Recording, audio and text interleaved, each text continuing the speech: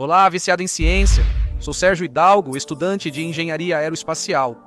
Hoje vou aproveitar que toda a Espanha e praticamente o mundo estão de quarentena. Vou fazer um vídeo sobre um tema complexo.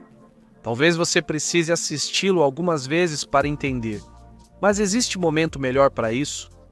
Quando todos nós temos muito tempo de sobra por todos os lados, mas como é algo que eu precisava explicar, no fim das contas vamos fazer isso. Hoje vou tirar isso do caminho e assim vocês vão entender. O que é realmente a engenharia aeroespacial?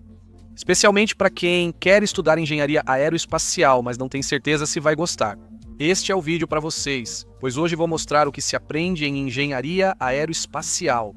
Eles podem dificultar mais ou menos, mas você terá que ver de qualquer forma. Então vamos lá com este vídeo. Se estou de moletom laranja com fundo laranja, explico o motivo no final do vídeo. Então vamos lá com este vídeo. Se você já entrou na internet para ler sobre o tema da força de sustentação, ou talvez sobre a estabilidade dos aviões, etc., você deve ter visto que dizem que a força de sustentação é aplicada no centro de pressões do perfil da asa. Então, vou te explicar o que é o centro de pressões para que você possa entender. Na prática, as forças não atuam em um único ponto como ocorre em um perfil de asa. Não há apenas uma força de sustentação para cima, na verdade. O que acontece é que existem infinitas forças de sustentação ao longo de todo o perfil que empurram para cima. Mas é possível simplificar esse sistema com um sistema em que temos nosso perfil, alar, e todas essas forças de sustentação infinitas se unem e viram uma grande força de sustentação. O ponto onde essa força de sustentação é aplicada é o centro de pressões. Para que os sistemas sejam idênticos, a força de sustentação deve ser aplicada em um único ponto, onde o momento gerado por essa força se cumpre.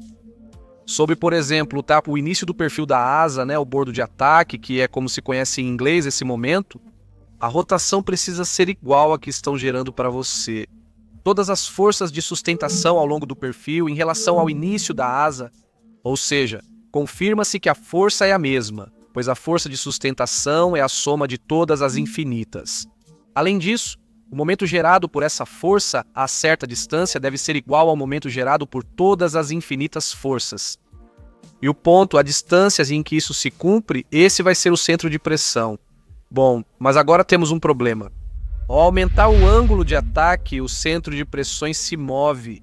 A distribuição das forças de sustentação muda ao longo do perfil quando você altera o ângulo de ataque. E isso é algo que complica a nossa vida de uma maneira incrível, porque se, por exemplo, começarmos a estudar a estabilidade do nosso avião, que, aliás, se este fosse nosso avião visto de lado e dando um zoom na asa, teríamos o centro de gravidade do avião, ou seja, o ponto sobre o qual ele vai girar. Depois, há a força de sustentação aplicada no centro de pressões. Ao analisar esse avião com 0 grau de ângulo de ataque, a força de sustentação fará o nariz girar para baixo? Perfeito, mas o problema aparece ao analisar a estabilidade desse avião em outro ângulo de ataque, como 5. A força de sustentação vai aumentar porque o ângulo de ataque aumentou e todos sabemos que a força de sustentação aumenta quando você aumenta o ângulo de ataque, certo? Perfeito? Além disso, o centro de pressões avançou, pois, como vimos, ele se move ao mudar o ângulo de ataque. Ou seja, não é só que a força de sustentação aumentou, mas também essa distância mudou. Por isso, é muito complicado analisar a estabilidade dos aviões usando o centro de pressões. Mas somos muito sortudos. E a natureza, ou o Deus da aerodinâmica, nos deu algo que é conhecido como centro aerodinâmico, que nos permite facilitar tudo. É uma barbaridade colocar a força de sustentação nesse centro aerodinâmico. Lembre-se, para transformar um sistema em outro semelhante, 2 condições devem ser cumpridas. A primeira é que a força seja exatamente a mesma, e a segunda é que o momento, ou seja, o giro que essa força está criando, seja exatamente o mesmo. Mas se estamos vendo que a distância agora até o início da asa é diferente e que o momento é igual, a força vezes a distância. A força, certo, vai ser a mesma, porque simplesmente estamos colocando ela um pouco mais à frente. Mas como pode ser que o momento seja o mesmo? Bom, pois é porque temos que adicionar um momento inicial, que é o que se conhece como o m0, de tal forma que a força de sustentação, multiplicada pela distância até o centro aerodinâmico, mais o momento o m0 tem que ser igual à força de sustentação multiplicada pela distância até o centro de pressões. A mágica ocorre porque o centro aerodinâmico não se move ao mudarmos o ângulo de ataque. Mas não só isso, como também o valor do momento, ou seja, o C0, não muda quando você muda o ângulo de ataque. Vou te dar um exemplo para você entender. Analisando a estabilidade do avião pelo centro aerodinâmico, em vez do centro de pressões, obtemos o centro de gravidade. Lembro que esse é o ponto em torno do qual o avião gira, então a força de sustentação atua no centro aerodinâmico. E temos que adicionar o momento, o m0, esse que eu te falei. Se mudarmos o ângulo de ataque agora, o momento permanece igual e o centro aerodinâmico não se move. A única coisa que está mudando é o valor da força de sustentação, porque ela aumenta quando você aumenta o ângulo de ataque. E faz sentido. Como pode ser que o momento m0 não mude? Como pode ser que quando você muda o ângulo de ataque, esse m0 não mude? É uma das poucas coisas. As pessoas chamam de mágica, mas tem explicação. Sinceramente não me lembro, explico em outro vídeo. Não vou entrar nisso agora, senão já seria uma loucura. Mas lembre-se, é mágica de verdade. Harry Potter, eu tinha esquecido de te contar o principal. E é que o centro aerodinâmico para todos os perfis de asa, que sejam finos, perfis de asa finos, fica a 1/4 da corda. Ou seja, você pega um perfil de asa, une do início ao final do perfil, divide em 4 e em 1/4 cai. Exatamente. O centro aerodinâmico é como mágica, um presente do deus da aerodinâmica. E esse é o motivo pelo qual, se você começar a pesquisar sobre temas de estabilidade, vai ver que todos os livros tratam de todo o tema da estabilidade.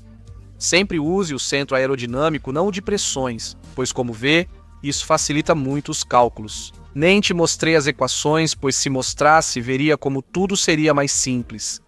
Porque o m0 não muda, porque o centro aerodinâmico sempre está no mesmo lugar, etc. Espero que essa explicação não tenha sido complicada, pois agora vem outra parecida. Vamos lá? Já falei várias vezes com vocês sobre estabilidade estática, inclusive nos 4 ou 5 vídeos que fiz sobre o tema. Sempre afirmei que para um avião ser estaticamente estável, o centro de gravidade deve ficar à frente das asas. Na verdade, não está totalmente certo. Era uma boa aproximação, mas optei por manter simples para não complicar. Então hoje você vai descobrir a realidade. Na explicação anterior, não considerei a cauda do avião, mas é claro que ele também teria uma. Mas como eu queria me concentrar no centro aerodinâmico, com o perdão da redundância, acabei deixando a cauda de lado. Mas agora sim, vamos focar na cauda. Se analisarmos o avião, podemos ver como a asa influencia a cauda na estabilidade. Há algo chamado momento de arfagem, isso é bobagem.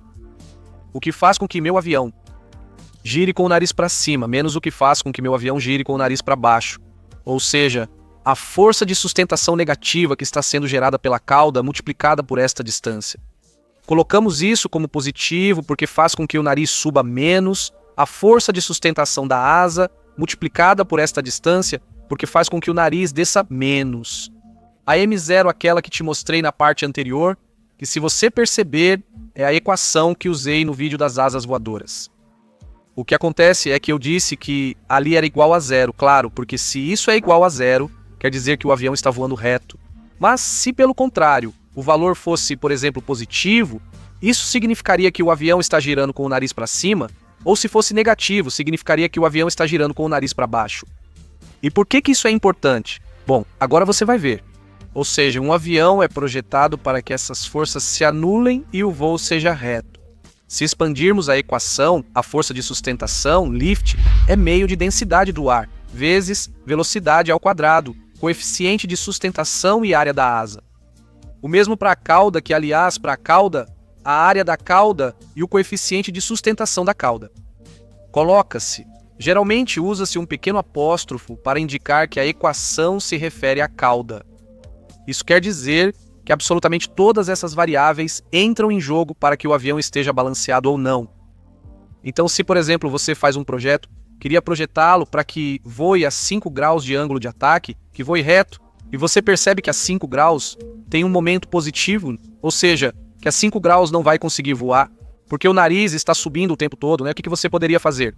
Bom, então você entraria nas equações para que o nariz esteja subindo para cima. Quer dizer que os termos positivos são maiores que os termos negativos? Portanto, você teria que mexer nos termos positivos e torná-los menores, ou nos termos negativos e torná-los maiores. E você percebe que tem velocidade ao quadrado, meio e densidade? Bom, isso na verdade não importa, porque se eu expandisse ainda mais a equação, que pode ser expandida mais, os momentos também podem ser representados de outra forma, que eu não vou mostrar porque não quero assustar vocês, mas só para dizer que se eu expandisse mais os momentos, o m0 e o m poderiam cancelar o 1 meio rho v ao quadrado. Isso não importa. Agora o avião está trimado e voando reto, tudo perfeito. Mas se agora, de repente, uma rajada de vento atinge nosso avião por baixo, isso vai aumentar o ângulo de ataque. Portanto, ao aumentar o ângulo de ataque, já mudou tudo para você. Porque seu avião foi projetado para voar em um ângulo de ataque específico. Mas se de repente, repentinamente, isso muda, então seu avião já não está mais trimado. E é por isso que é vital estudar a curva do momento de arfagem em relação ao ângulo de ataque. Ou seja, queremos ver qual vai ser a reação do nosso avião que está reto, se de repente o ângulo de ataque aumentar. Queremos ver se ele vai girar para cima ou se vai girar para baixo. Isso você quer estudar?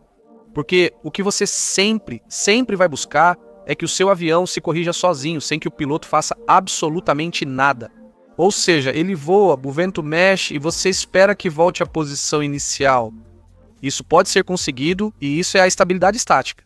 E isso se consegue tendo uma curva com inclinação negativa do momento de arfagem em relação ao ângulo de ataque, ou seja, a 5 graus, se uma rajada de vento aumenta o ângulo de ataque, o momento de arfagem fica negativo.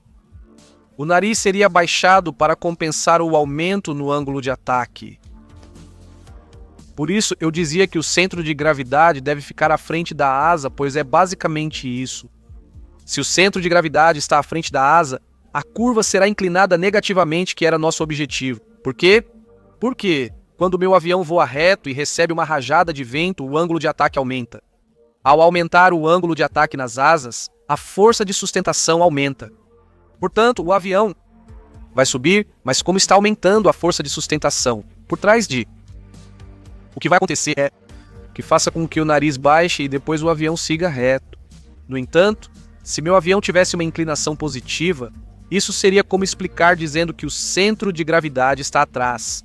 Isso nem sempre é assim. Já disse no início do vídeo, mas assim fica mais claro para vocês. Se agora vier uma rajada de vento e aumentar a força de sustentação na asa, o momento de arfagem, por ser positivo, faria com que o nariz do avião subisse ainda mais. Portanto, ao subir mais, o ângulo de ataque aumentaria ainda mais. Isso aumentaria ainda mais a sustentação. Ao aumentar a sustentação, movemos um pouco para a direita no gráfico e o momento de arfagem segue crescendo para cima.